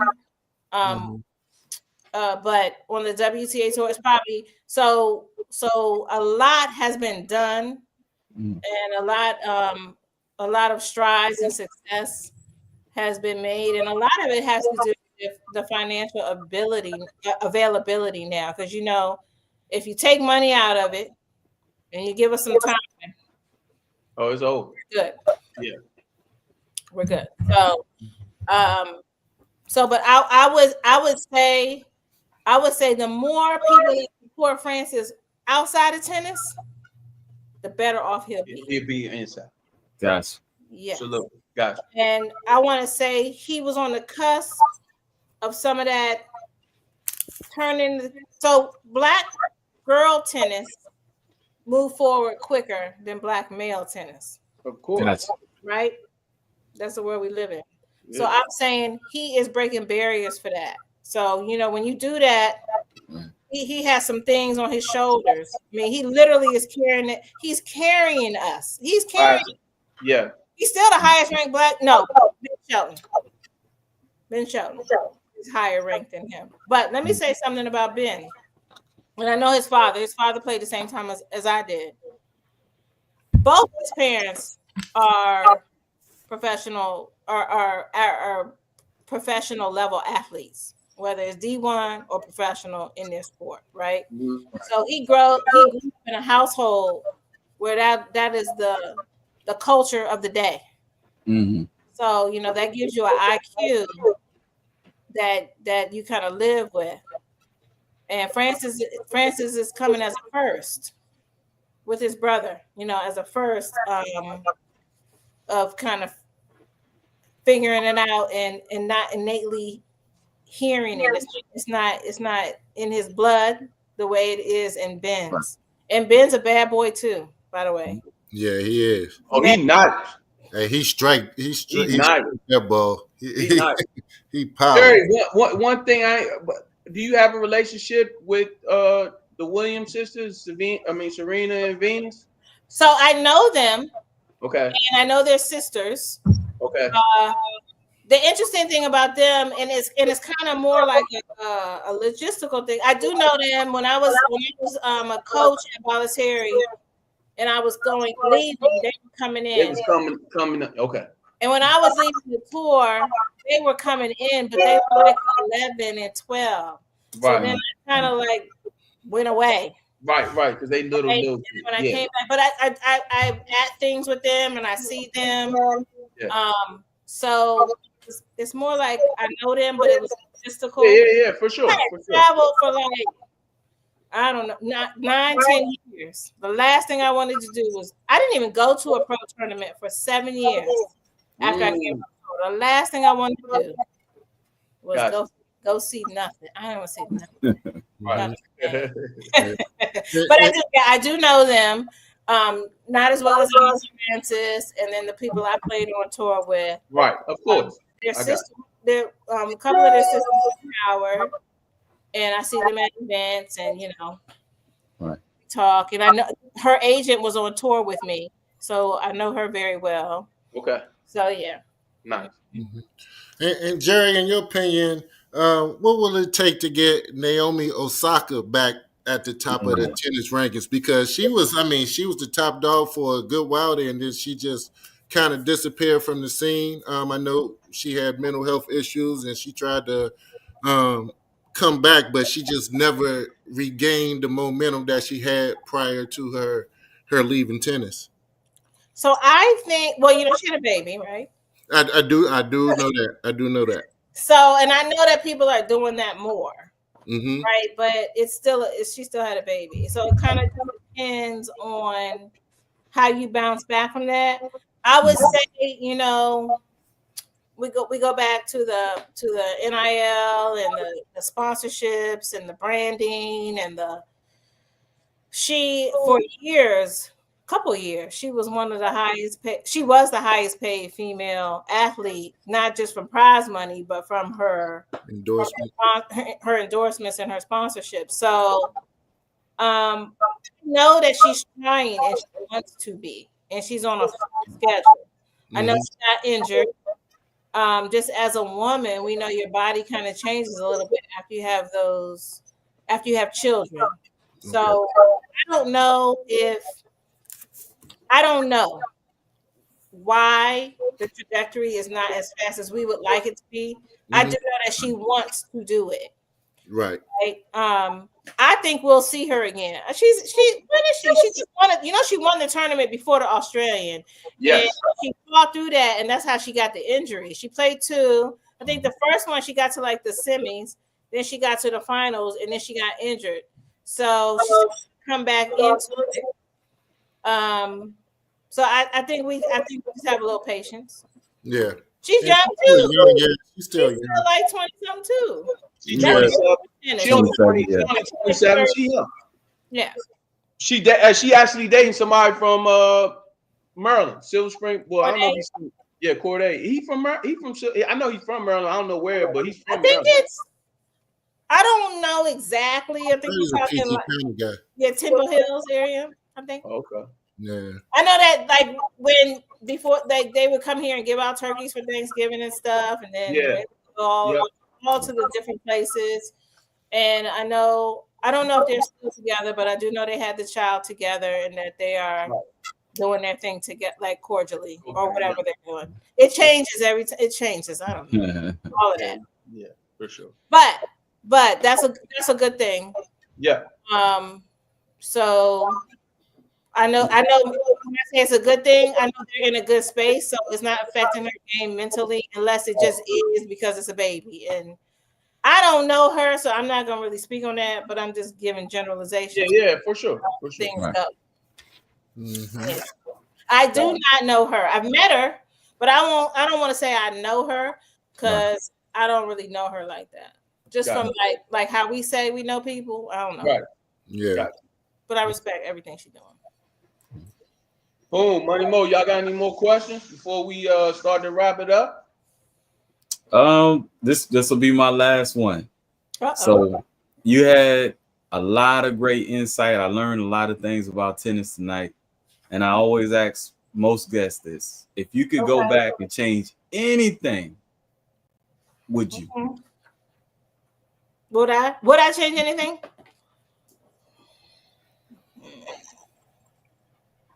If I could go back and change anything, I would have gone to UCLA for 1 year and made them pack me up and bring me back. Okay. I would have did that because that team won an NCAA championship that year. Man. Going to Maryland, I knew I would win, but I knew the team would win. So that positioned, that just basically positioned me to go on tour, but I would have loved to be a part of a team that made that run in that environment. And I know all the girls on that team, and actually most of them didn't go pro. I just wanted to do that. Yeah. Go out to that Cali, get some of this good Cali, get that good West Coast. Yeah. Because and then when I went out there for spring break with Maryland, we did like, I don't even remember all the schools. I do remember Pepperdine because that campus is beautiful, right? I remember playing there, and I don't remember all the schools we played, but I remember being there saying, dang, I wish I had gone to UCLA just for 1 year. So, but I wouldn't change a thing. I've seen the world 3 times. I've been to every continent. One thing about traveling is that you get to see all the things you want to see. Right. You also get to see how blessed you are because it's a lot going on out here. Yes, indeed. And we may complain about a lot of things, and we should, but there's a lot of things that we're not dealing with, and those type of things I haven't forgot. So, but yeah, I would think that would be That would be it. I would go and I would play on that UCLA team for 1 year, and we would just have to figure it out from there. Pack it back up and move it back east, and then we deal with it from there, or leave it there. There you go. So yeah, that would be it. Boom, you got anything before we hit the lightning round? What's the right? You about to find out. What's the lightning round? You about to find out. I want to say, can I say one thing? Yeah, I'm about to say, I say, Poon, since you don't have anything, my big sis got a question. She got a question she would like to ask you. Go ahead. I didn't say that.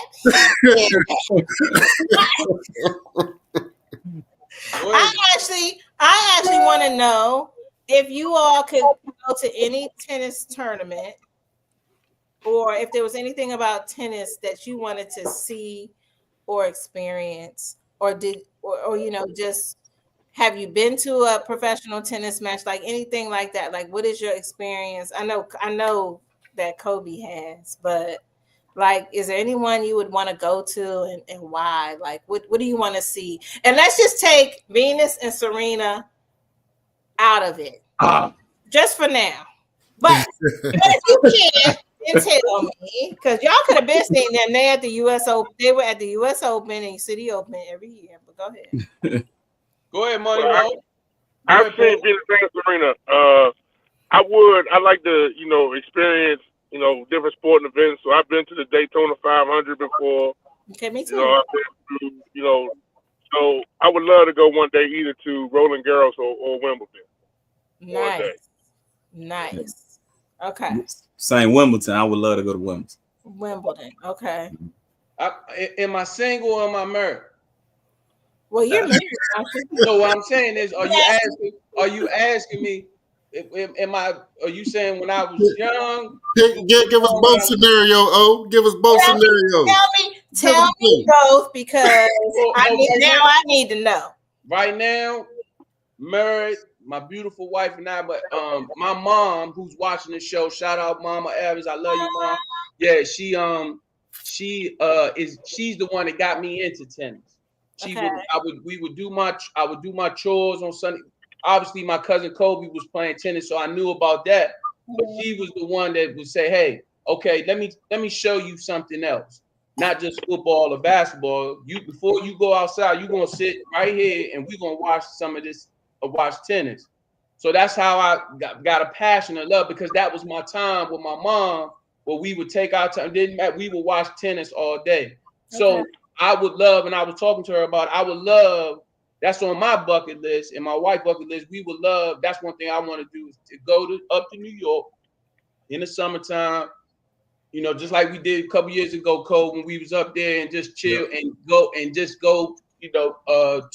days or whatever, and just go watch tennis. I don't have to see the big time matches. I'm cool with just seeing whatever. I would love to go to the U.S. Open in New York, just to be on the grounds, to see the beautiful stadium, and I would love to experience that. Wait, okay, let's see if we can make that happen. We're gonna make it happen. We're gonna this year or next year. Yes. Now, when I was single and I was moving around, I would have loved to go to that Wimbledon. Why does that matter if you're single or married? Because I've heard stories about those parties. Tennis players party. Y'all party. Now, you didn't talk about that. Tennis players. Ask about that. On the low. Y'all want to hear about a fun night? Y'all want to hear about a fun night? Y'all traveling the world. Y'all 20-some years old. Y'all doing y'all thing. Like you said, it's an individual sport. So you're not really interacting. So, you got your team around you or whatever, and just talking to certain people or whatever the case. Tennis play, Wimbledon or the Australian Open. Gotta go. I would have loved to go, just, hang out and just be out there, experience just the whole entire thing. I'm gonna tell you off the rip, I think you would have enjoyed Australian Open more. I know. This is a PG show. My wife watching, boy. He would have a good time at either one.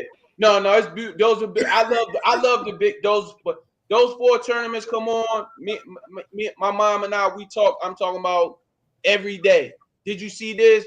First thing in the morning, and I'm on the West Coast, and she calling me. She like, Omar, did you watch this? What? I'm like, Mom, I'm recording it. I'm watching it. So Australian Open, Wimbledon, I would have loved to go to if I was single, but married, I would love to take the family and go up there with Mom and my sis, and just to go up there and experience that U.S. Like Open. the Disney World of tennis at the U.S. Open. Yeah, sure. That's what I'm saying. I would love to experience that. But talk a little bit about the partying, though. Well, let me just say this. So, like I guess I don't know how it works because y'all have games back to back like all the time. But right. Every event has a player party, and then a concierge service. So whatever's in town. The whole thing is, if you win, you're not going. Oh yeah, for sure. If you lose, you can go because you gotta stay on the road for the next week. And if you go to another country, you're probably on the road for 4 weeks. Now we only know 2 people are in the finals. So even though everybody's getting money, the draw's 32, 64, 128 every day.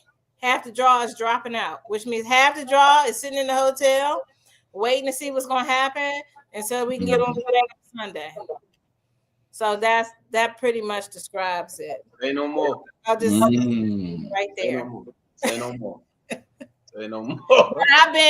I tell you, one of the best times I had was we were in Australia, and Yannick Noah, UB40 was in Australia. Okay. And we had been on the road for like a month, and Yannick Noah was he's like, I'm contacting the band, and we're all going, and this all the black players. It didn't matter win, lose, or draw, we all going, and I think we got home at like 6 in the morning, and people had to play. We didn't care. We hadn't seen nothing worth seeing for like 3 weeks. There you go. I don't know how we got there, and I don't know how we got home, but I do know that we did the next day, and we did because I'm here now. So it happened. There you go.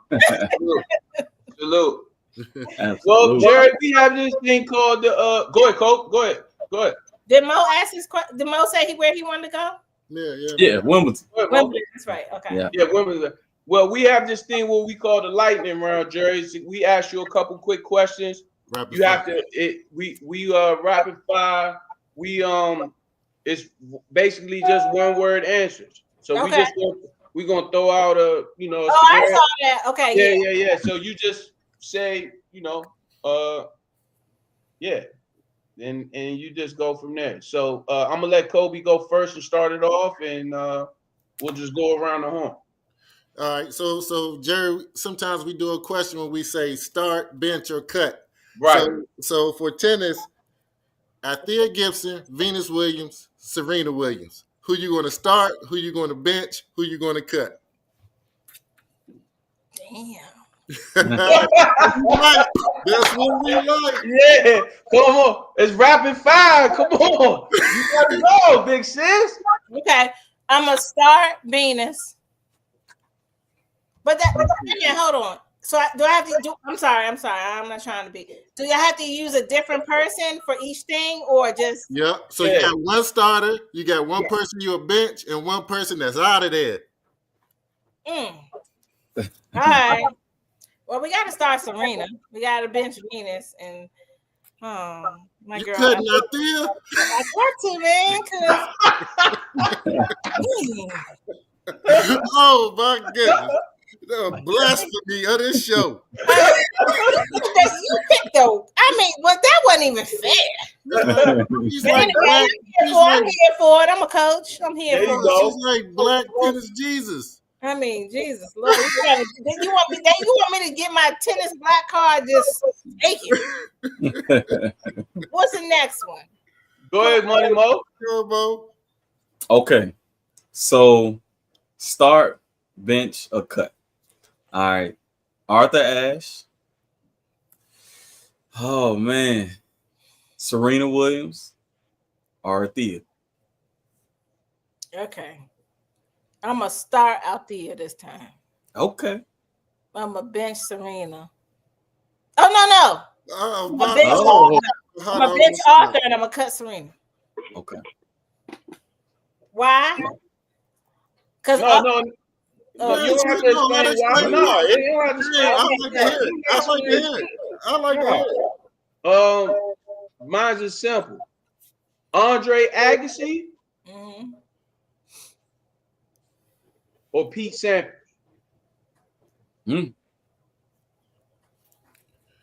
I'm starting Pete. No. Just which one do you like? No starter cut. Which one do you like? You only get to choose two. You only get to choose one. I'm going with Pete. Okay. Go ahead, Poon. I'm gonna tell you why. No, I don't gotta tell you why. Yeah, you gotta tell me why. I trust you. Okay, I'm going. So mine's gonna be a little different than the starter cut. Prime of your career, you get one shot against any player in history at one of the 4 majors, center court. Which major and who you playing? Nice. Oh, that's tough. Nice. So I'm in the finals. Is that what you're saying? Center court. So it's U.S. Open. You want the U.S. Open? I want the U.S. Open. And I want Steffi Graf. Steffi Graf? Oh. No, you want to go. That's tough. That's tough.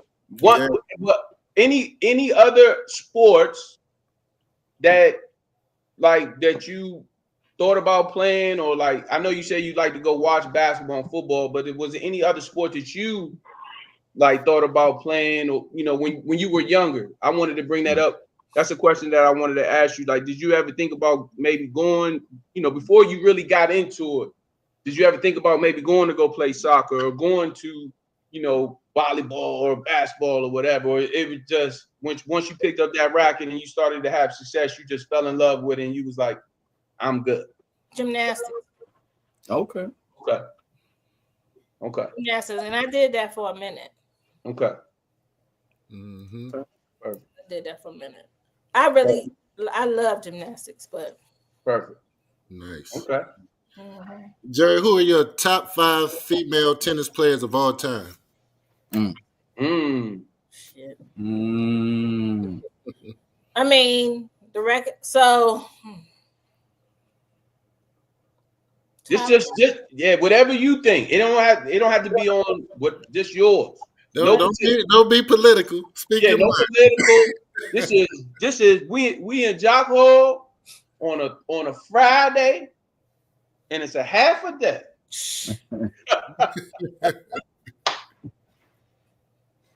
And I'm gonna say, you talking about tennis? You want me to practice? Where are we going?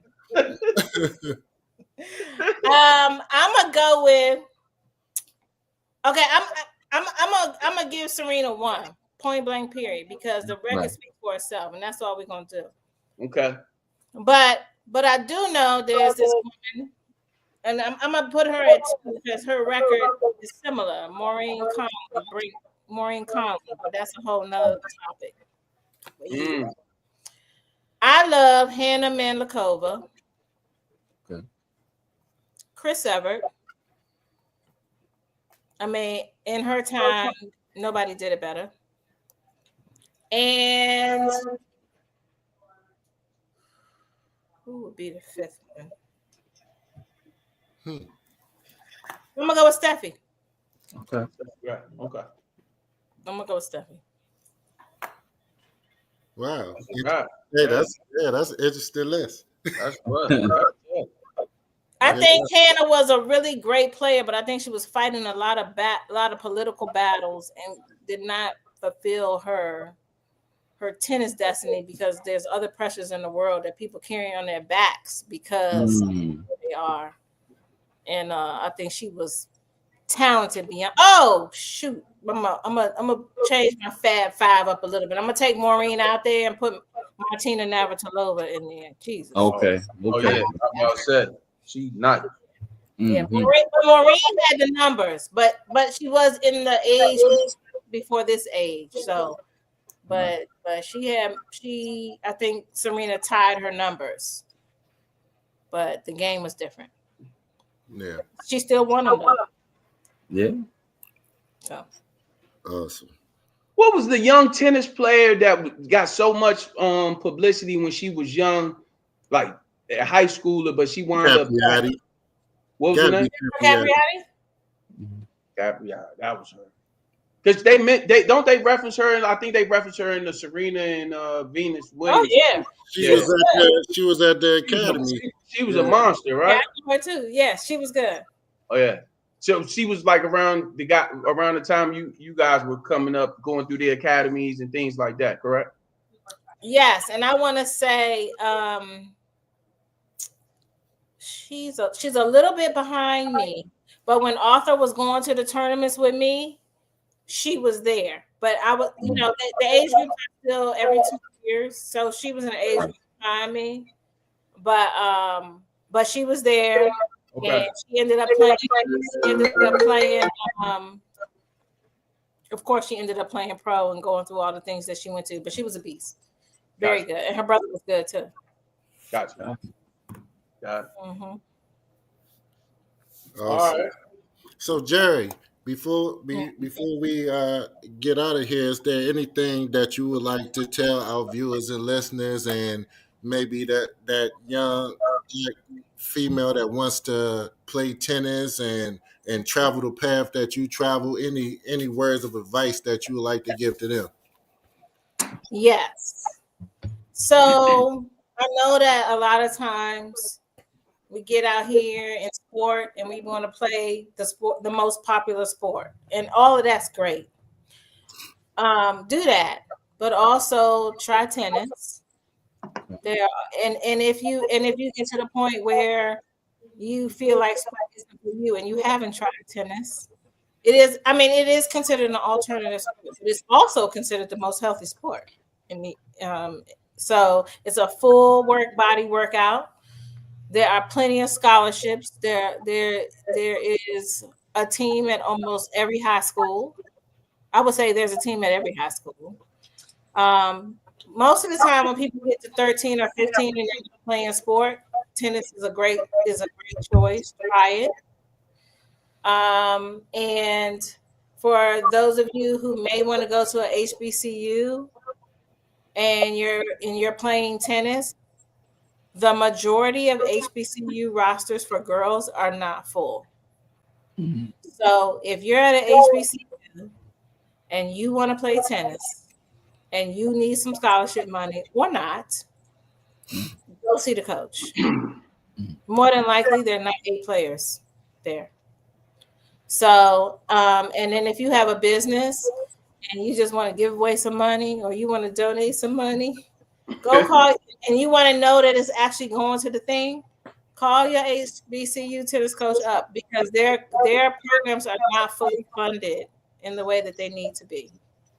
So if you want to donate, you need a tax write-off, and you want to know that money is going into that program. Some people are leery of donating because they think they don't know where the money's going. But we know if it's going to the university, it's going there. They need the money because they don't have. I know that sometimes these kids are on the road and the budget they have for their meals doesn't feed them, and they're playing for the school. Wow. They can't get a whole Chick-fil-A lunch. Okay. That's crazy. Exactly. So like if you want to, even it don't have to be a lot. It could be I'm not gonna say what a lot is and what a lot is. It could be 500, it could be 5,000, it could be 50,000. Whatever it is, these kids don't have enough money to get all their meals for the season, get rackets strung for the season, get rackets for the season. With the money from the school programs at the HBCUs, they still don't have enough money for that. So if you want to donate, do that. Help these kids pay for their education through the sport they played all their life. So awesome. And I would love to come back and chat before all the grand slams, so we can chop it up and see who's going. That's right. Yeah, for sure. We should. We bring you on for sure. Well, yeah. Jeri, I want to take a quick second before we get out of here, because I want to tell you how much I know. we laugh and we joke or whatever, but you are somebody from around the way, and you are somebody that set the bar. It didn't matter whether or not you was a male or female. I paid attention to the people that set the bar and that was excellent at their craft. So what I'm telling you is, being a young boy, young and traveling around. Hold on for a second. Following your sister around, your younger sister around. You know, you know what I'm saying? And just, if I got a chance to maybe hang out. All tomboys on the line. All love. That's all. Shout out to Tomboy, all the whole crew. You already know the whole crew. Big Sis, Sharon, Shana, the whole crew. Not everybody, the whole crew. But just getting the opportunity to see you, dominate. You know what I mean? And how you worked at your craft and how you, just picking Sharon's ear, like, man, your sister's doing this and your sister's doing that. So I just want to let you know and give you your flowers and tell you how important it is, how important you was, not just to, you know what I'm saying, to tennis, but to everybody and to people that paid attention to someone that was dominating their sport and somebody that worked on their craft and their skill set, and just letting you know that you did set the bar, and that made it, just a young kid coming from White Oak apartment complex, like, damn, like she really doing her thing, and shit, I might be able to go do my thing and get out here and use a sport to travel the world and go see different things and stuff like that. So I just wanted to give you your flowers and tell you how much you meant to the young boys out here and all the athletes and stuff like that, and representing Springbrook and doing it the way that it's supposed to be done, carrying yourself the right way and as a beautiful Black African American queen. So I just wanted to give you your flowers and tell you I appreciate you, and I really, really appreciate you coming on the show, taking some time and letting people know that tennis is a sport that we need to get more of our own involved in. So whatever we have fun. Everybody thinks tennis players don't have fun, but we need to have fun. We have fun. Can I tell one more story since you said all that? I forgot one thing. Oh yeah, for sure. Go ahead. I know you in the Hall of Fame. Thank you. I appreciate that. Appreciate that. Appreciate that. So at Springbrook, they had the Babe Zakiris Award. Okay. You know that award? No, so basically, so I got the first award in the school. They first started it in 1980. Right. They started it. Okay. Yeah, we don't want they started, right? So and then they gave it's basically given out to the best athlete in the school. Okay. Right. So we talk about when they first, we didn't know they're doing an award ceremony in the gym. And so that basketball team was Mike Mundy, Chuck Lightning, Mike Will, not Mike Wills, that's Kennedy. Another Mike. Okay. It was all of them. Kevin McClinton. Got you. All of them. So they're talking about this new award. Exactly. They're talking about this new award that they're gonna give out. Oh, John Himes. Okay.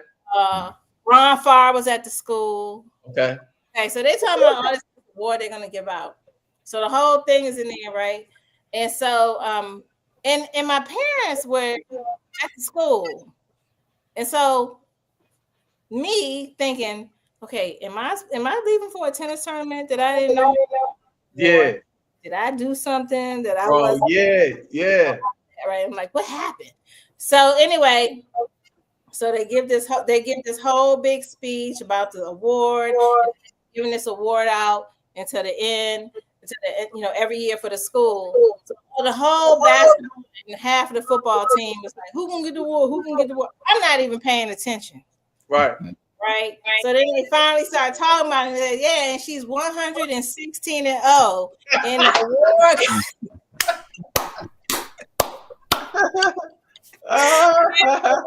Goes to Jeri Ingram. All of them, like, I wasn't even paying attention. I was talking. Right. Yeah. You know how they were. They all over to me, picked me up, took me to the front of the stage. And I was like, oh my. And so then I realized why my parents were there. And all that.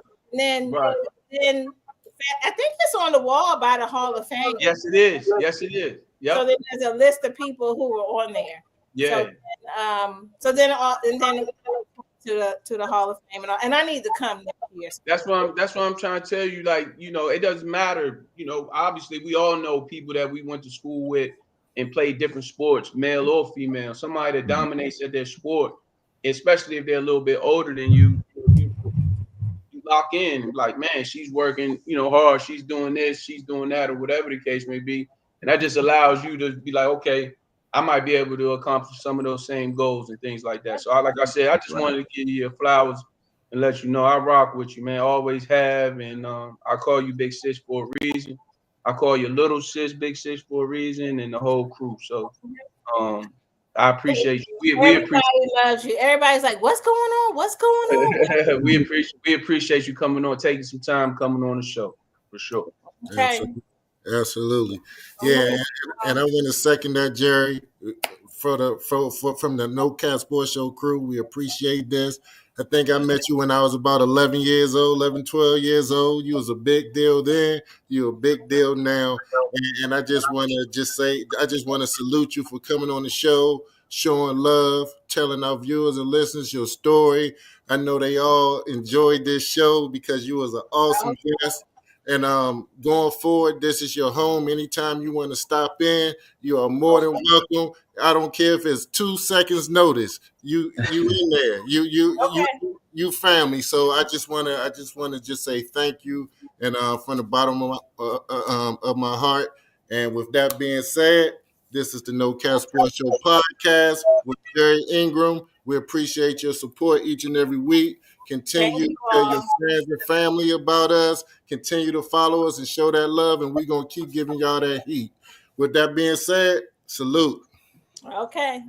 Bye-bye. Bye. Right.